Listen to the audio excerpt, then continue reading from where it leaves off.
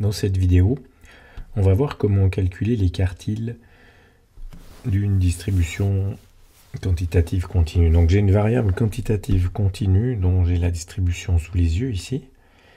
Et puis j'aimerais calculer les quartiles. Donc je rappelle que le premier quartile Q1 correspond à 25% des valeurs, c'est-à-dire je cherche quelle valeur laisse 25% des valeurs derrière elle. Q2, le deuxième quartile correspond à la médiane, donc c'est quelle valeur laisse derrière elle 50% des autres valeurs et laisse devant elle 50% des valeurs. Et Q3, c'est la même chose, mais pour 75%.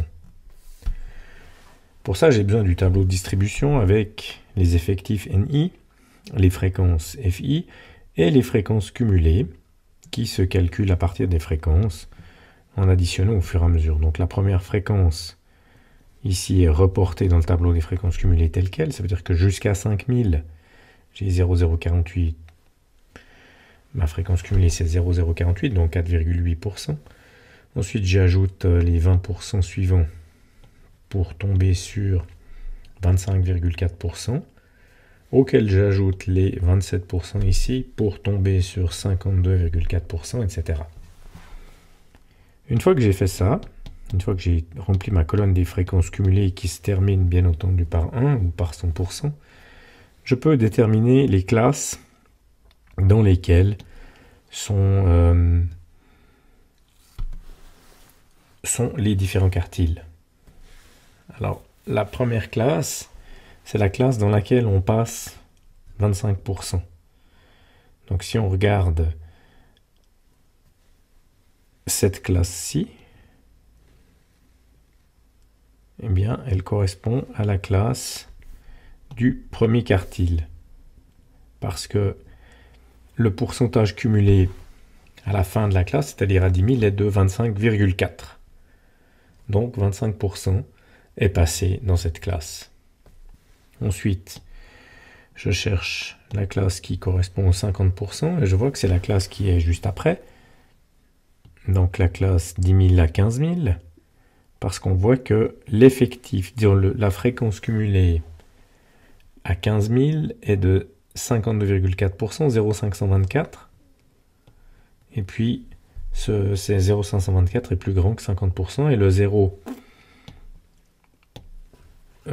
0,254 qu'on avait en dessus est plus petit que 50%. Donc 50% est passé entre 10 000 et 15 000. Il nous reste maintenant à trouver la classe dans laquelle est passé le 75%. Donc on voit qu'il s'agit de la classe 20 000 à 25 000, parce que avant, on a 72%, 72,2 qui est inférieur à 75%, et à la fin, à 25 000, on est à 0,921 qui correspond à 92,1%. Une fois qu'on a déterminé les classes, on peut commencer à travailler, à calculer en fait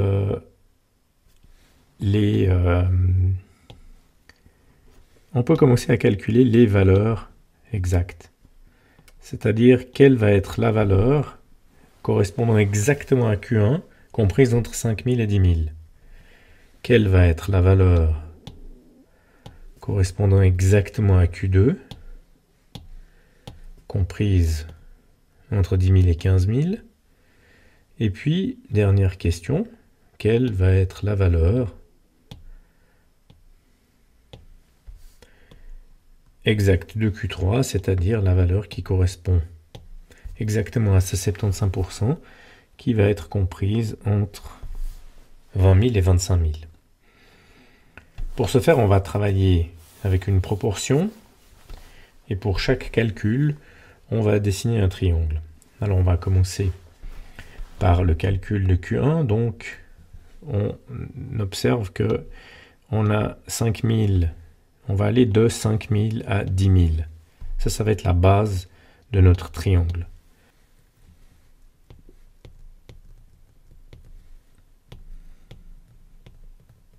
la base du triangle de 5000 à 10 000.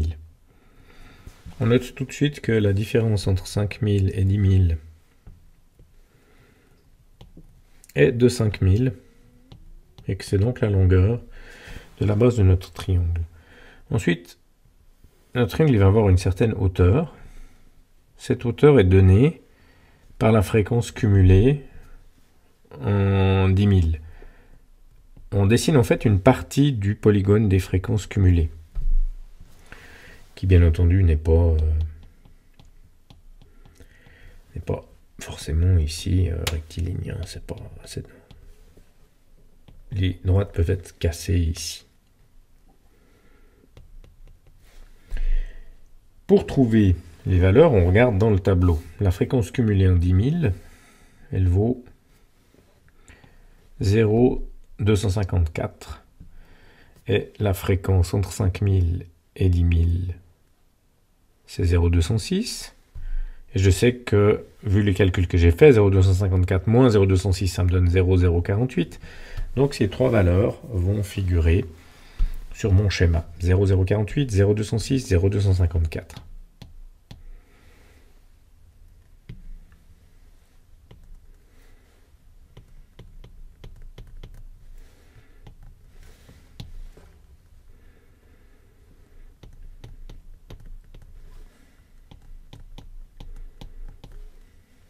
On n'est pas toujours obligé de noter toutes ces valeurs, mais c'est intéressant de savoir où et quoi.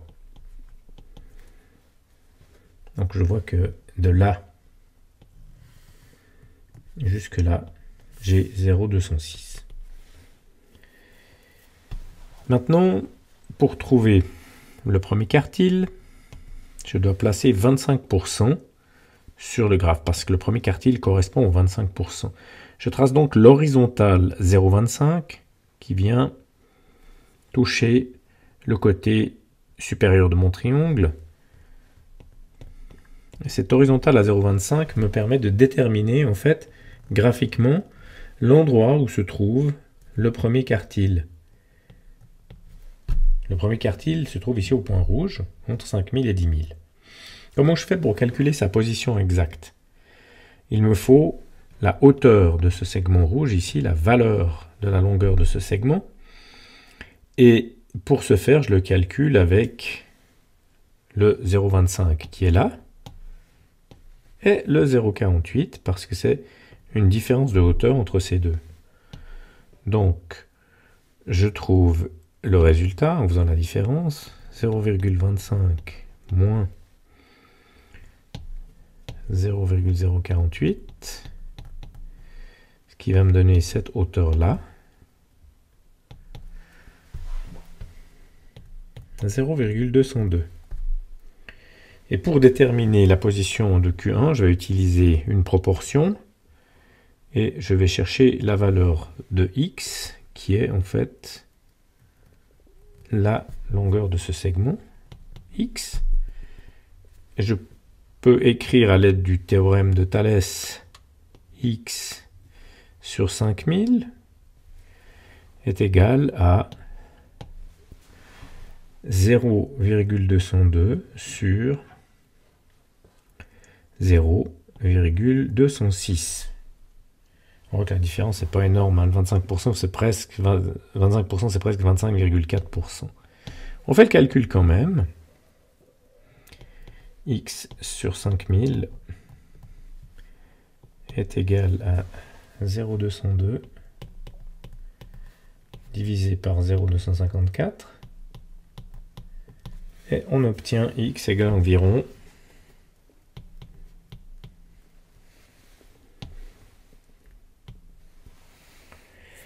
4903,84. Donc 4904 ici, on ne va pas chercher les décimales.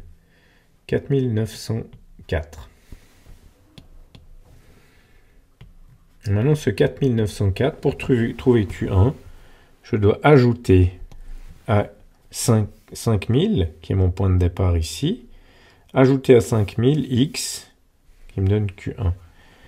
Donc 5000 plus 4904, qui va me donner 9000 904, et ça c'est bien entendu c'est une valeur approximative. Et donc le premier quartile vaut 9904. Pour le deuxième quartile, je vais de manière analogue travailler dans un triangle. Le triangle, la base du triangle va être le segment entre 10 000 et 15 000. Et donc je vais noter les différentes informations qu'il me faut.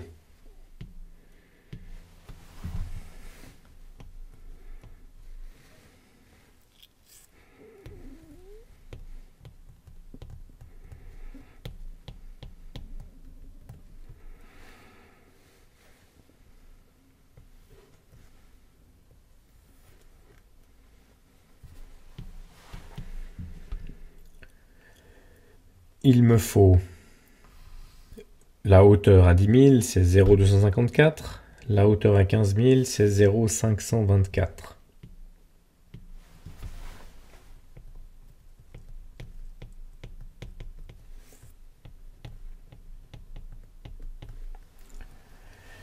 La différence entre les deux, on l'a vu dans le tableau, c'est la fréquence de la classe 10-15 000, donc on va regarder combien ça fait. La fréquence de la classe 10-15 000, c'est ce 0,270 là. Et donc on note ici 0,270. Je vais devoir poser les 50%. Les 50% sont aussi relativement hauts ici. Donc 0,5 c'est là, je redescends. Ce point-là, c'est Q2, c'est ce que je cherche. Et je vais devoir calculer ici la valeur de X, en sachant que la base du triangle mesure, comme tout à l'heure, 5000, c'est la différence entre 15 000 et 10 000. Si on a une variable dont les classes sont toutes de même largeur, on n'a pas de surprise à ce niveau-là. Et je vais pouvoir poser ma relation de Thalès dès que j'ai calculé 0,5 moins cette valeur-là, 0,254, pour avoir la hauteur de mon segment rouge ici. Donc c'est 0,5 cette hauteur-là, jusque-là j'ai 0,5. Jusqu'ici, j'ai 0,254. 0,5 moins 0,254 me donne 0,246. Et je peux écrire, en utilisant le théorème de Thalès, x divisé par 5000 est égal à 0,246 divisé par 0,270, ou des similitudes, on appelle ça comme on veut, ce sont des résultats équivalents.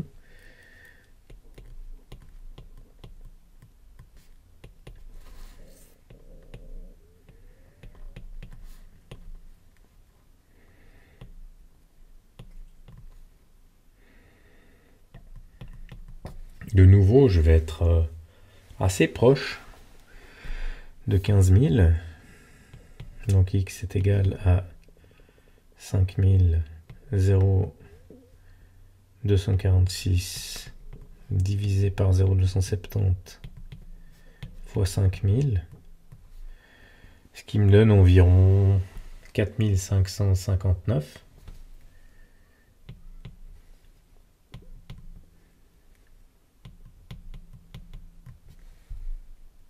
Et je fais le même calcul qu'avant, donc là je dois partir de 10 000, ajouter x pour arriver à Q2.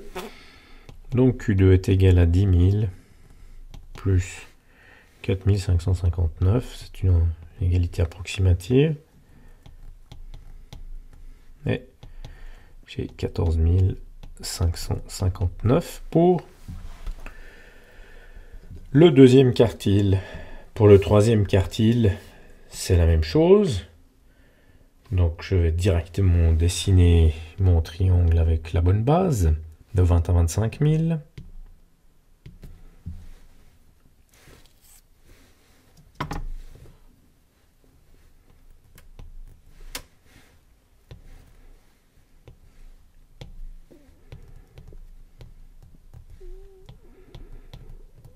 Qu'est-ce qu'il me faut? Il me faut ici la hauteur correspondant à 75%.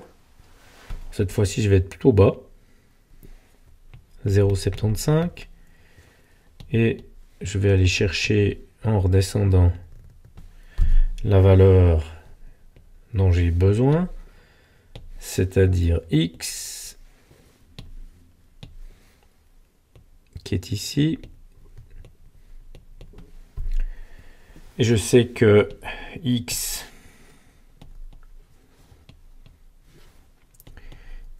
sur 5000, ça n'a pas changé parce que la différence entre 25 000 et 20 000, c'est 5 000, est égale à la hauteur que je trouve dans le tableau, qui est la fréquence de la classe 20-25.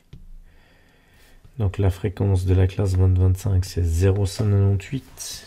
Ça, c'est ma hauteur.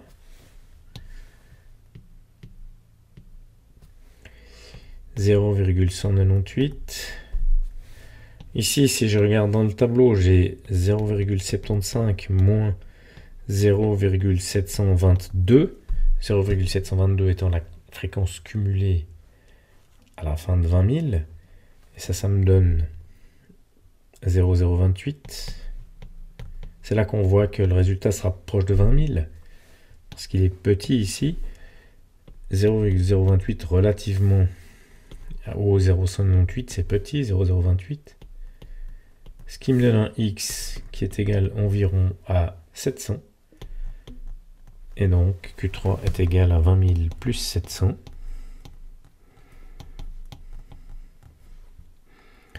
Ça fait 20 700. J'ai donc trouvé les trois quartiles de cette variable quantitative continue.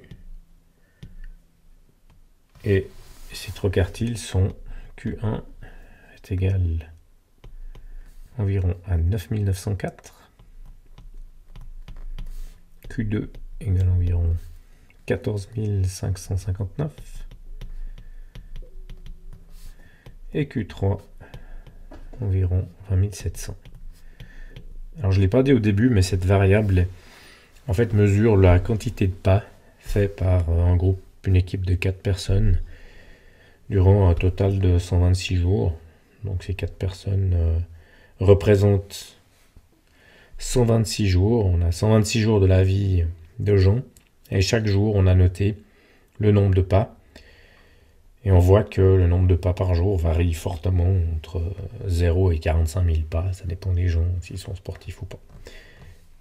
Tout ça pour calculer les trois quartiles.